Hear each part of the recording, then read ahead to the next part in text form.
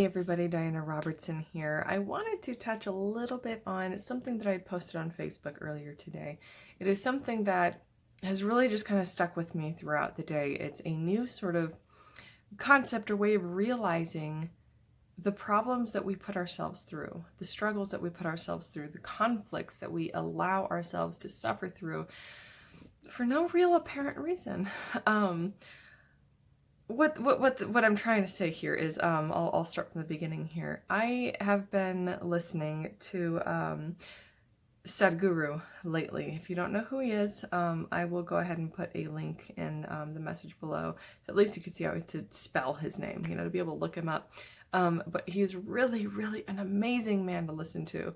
And today I was listening to a video where a younger woman had asked, when we are depressed, when we feel lonely, when it feels like the world is against us, what do we do?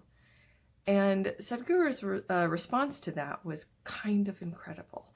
And it really makes you think. I'm going to paraphrase here because I'm not going to remember everything in that video. It was like a, 15-minute video or so. But essentially the idea was that we as humans have two things that every other creature in the world does not have: memory and imagination.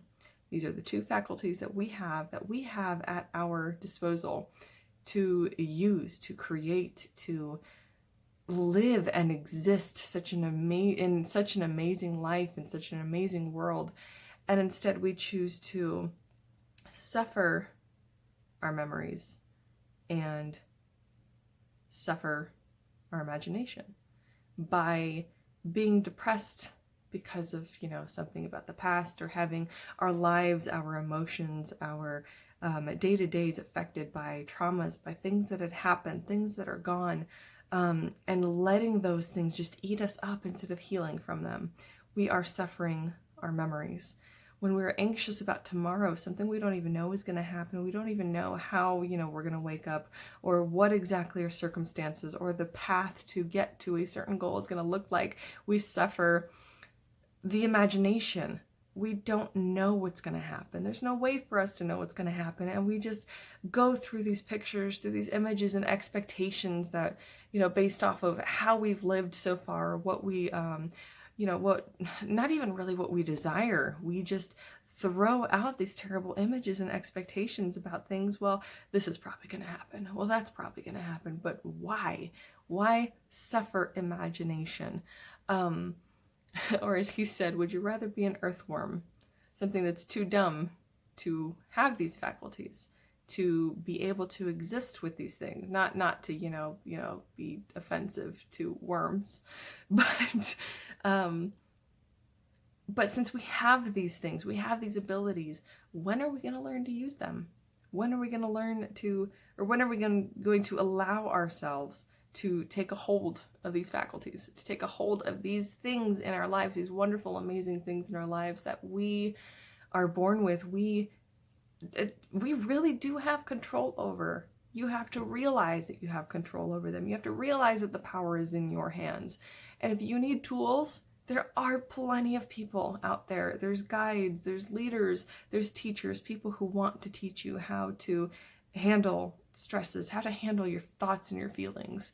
As Sadhguru kept pointing out, it is the thoughts and the feelings that are tearing us down. We don't know how to use them. We don't know how to apply them in our lives, how to accept them, and how to heal from them. What is it that he said here? When are you going to learn to use your thought and emotion? Not hers, not his, but yours. At the end of your life? He goes on to say something about what you only hit spirituality when you're 60, when there's nothing else to do. It's going to be an entire life of suffering. Every day that you go through suffering, you choose to go through suffering. It is something that you have to choose and make that decision to step forward, create some sort of change, take that first step to heal, to grow, and to get onto the path of peace that you want to ultimately be on. Because that's kind of the ultimate goal of all of us in the end, isn't it? Anyways, that has been my thought a lot today. The human things that we have, that we've evolved over so many years to finally have and grasp and control, and instead we just suffer because of them. So what are you going to do? I hope you all have had a fabulous Monday and Tuesday, and have a fabulous rest of the week. Have a good night.